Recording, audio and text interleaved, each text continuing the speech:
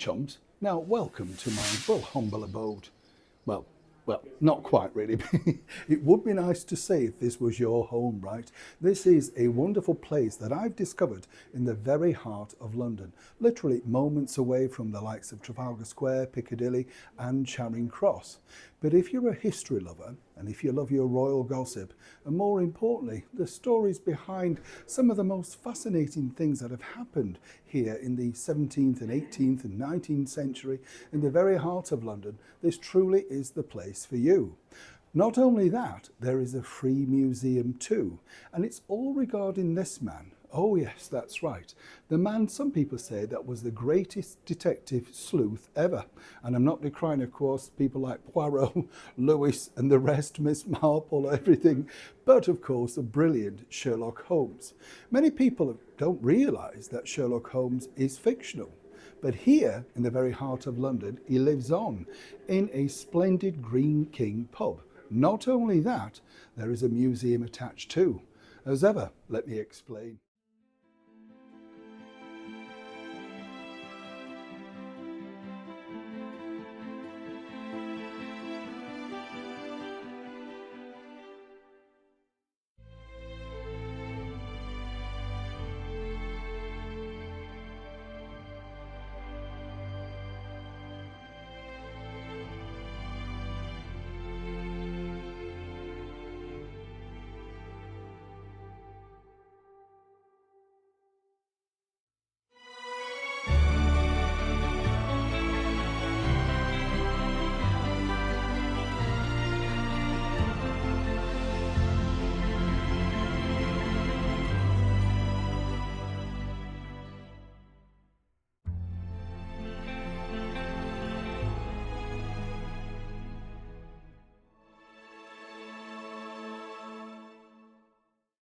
Welcome, chums, to the Sherlock Holmes pub in the very heart of London's West End, just off Charing Cross and literally round the corner in Northumberland Avenue. What I like about places like this is, well, you can imagine, first and foremost, they're free, right? So that's the bonus. But what's lovely about this place is it's steeped in history. And when you start to walk around the place, you do genuinely get a sense of this. You see, a pub has been on this site since the 1700s. It was originally a hotel.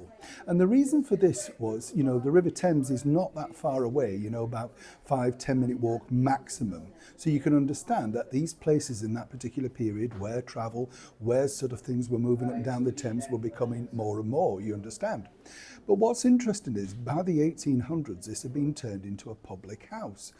And the thing about that is that, well, really, it decided to go into its own, simply because there were obviously royal connections. Again, this is not that too far away for, of course, sites like Buckingham Palace, etc. The other thing is, and this is the interesting bit, that in that particular period, lots of royal gossip took place in this pub. Oh yes, never mind your digital platforms now. It happened here. And this is because as the burgeoning railways took place, like at Charing Cross and other nearby stations, a lot of royal staff were waiting, to make sure that it met the royal train, everything that they needed. So they would sit in here and they would be a footman, a servant, an underservant, whatever, a lady's maid, and they would all have a drink, shall we say, and as loose tongues became a little bit freer, that's when all the gossip was shared. Apparently, and I find this sort of stuff fascinating, Queen Victoria found out apparently what really went on in her own household by having some more senior members literally placed listening in. You see, nothing's new, is it? Absolutely. One thing or another, there's another story, right? But this, as I say, is one of those things that you want to come and have a look at, particularly if you enjoy the world of the brilliant Sherlock Holmes. Now, as I've said many times here on the show, Sherlock Holmes to me can only be one person. Oh yes, the brilliant Basil Rathbone, alongside Nigel Bruce in all of those wonderful Universal films. He just was the pinnacle, really, wasn't he, of the true Sherlock Holmes. This pub wasn't called Sherlock Holmes, though, until 1957. Oh no. And there was a reason for that, really, because, well, of quite frankly, they were redeveloping the area and they wanted to think about how they could attract more customers.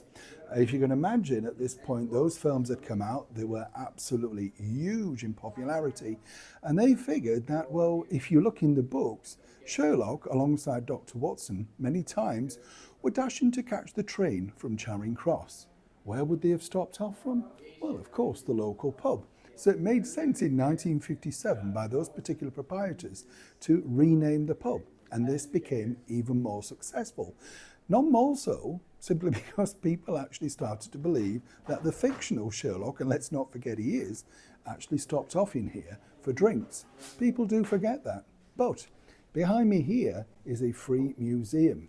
Now, let me explain that. Here we are outside the Sherlock Holmes pub. And as I say, it's a real treat for anybody who, well, is interested in English culture.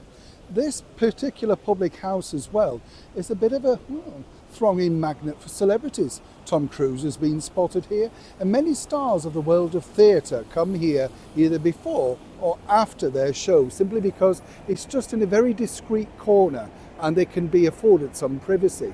You see this red pillar box here as well. You can see how long this has literally been standing here all of those years too.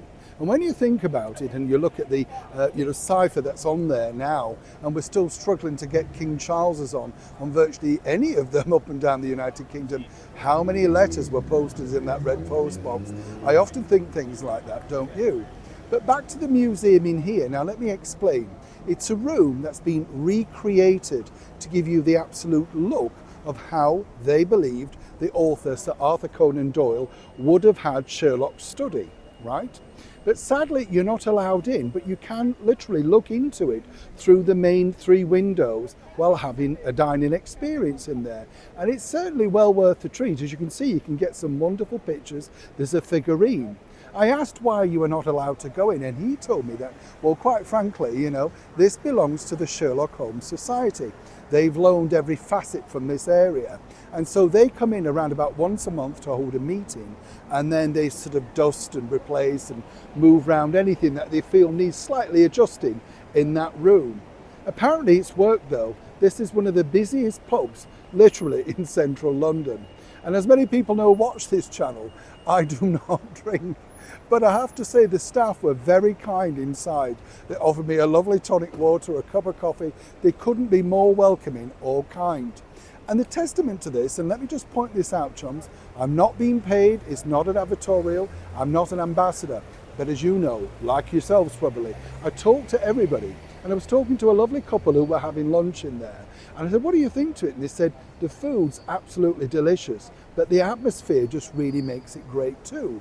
They were massive Sherlock Holmes fans also, and that's part of the reason why they found this particular pub. As I said, if you're looking for something fun, free more importantly, and to have a look around and sort of get the atmosphere of what it must have been like in Victorian England, this is definitely the place for you. And for the price of a soft drink, where can you honestly say that in a capital city? You get the picture. Finally, I don't know about you, but don't you find it interesting, the fact that literally royal staff would congregate here, swap the stories of their masters, aristocrats, all of that sort of stuff, and then think they had no idea that they were being eavesdropped on. Oh yes, apparently one of the regular barmaids was a plant, right? And the other side of it was she was very pretty and very down to earth. And as these men got more and more drunk, they would reveal certain secrets. She, in turn, would reveal them back to the palace. So you see, truly, in all of these areas, you never know who you're talking to, do you? Neil Sean in the very heart of London.